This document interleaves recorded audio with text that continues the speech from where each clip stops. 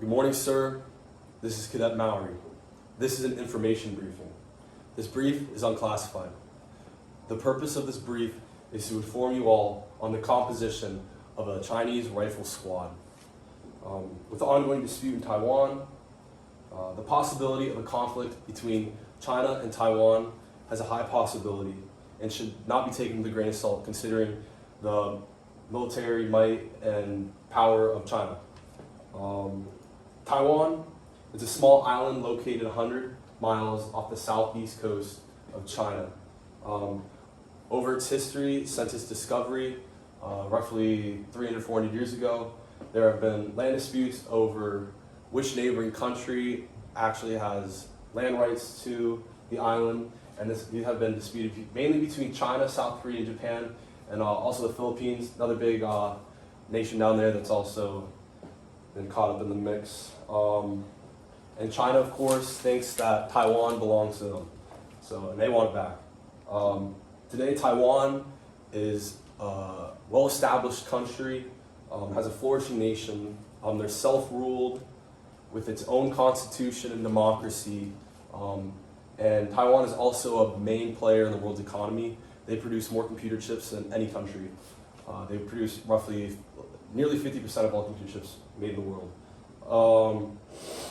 And also one of their closest allies is the United States. So if China's going to be threatening Taiwan, we're going to be coming to their back first. So we take a look at the composition of Chinese versus Taiwanese armed forces. You can see by these numbers right here that the active military in China is 2 million compared to Taiwan's 200,000.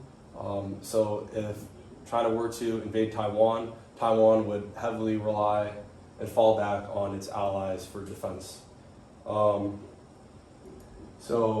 the main points we talk about today is the composition of a weapon squad, the Chinese weapon squad, and the types of weapon systems found within the Chinese rifle squads. So before we get to that, China in the last 5 years has really upped their military game. And in 2017, there was a massive military reform to reorganize the structure of their military, which has made their military seem more effective. So the first infantry squad we're going to talk about is the Marine Air Assault Infantry Squad. It's going to be composed of a squad leader, deputy squad leader, rocket gunner with an assistant, 3 riflemen, a machine gunner, and a sharpshooter. The next one we're going to be talking about is the High Mobility Squad.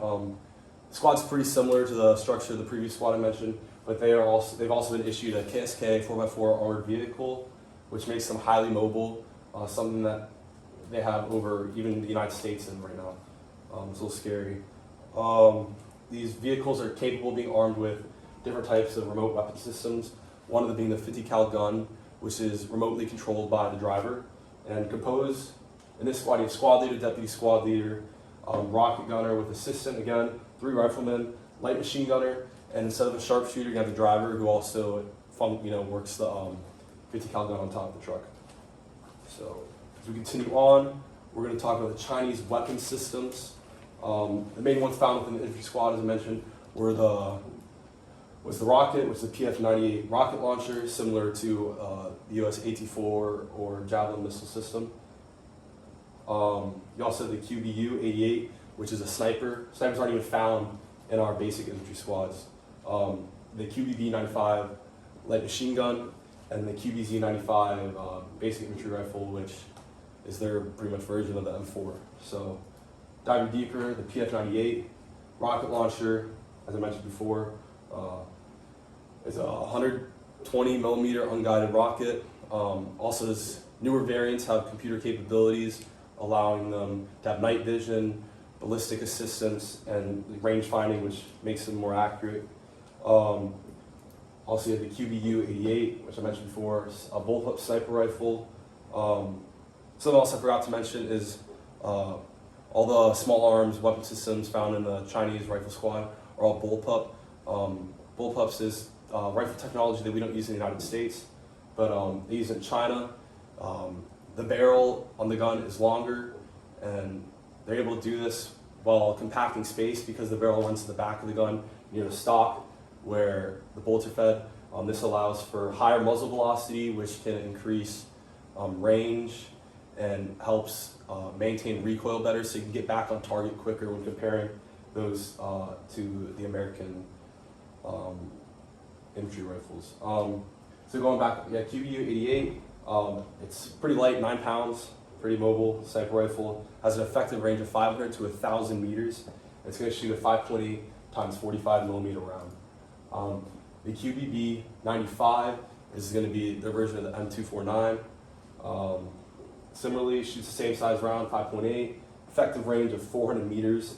Has the options of carrying a drum mag that's 75 rounds or a standard mag that is 30. And at cyclic rate, it's going to fire 600 rounds per minute.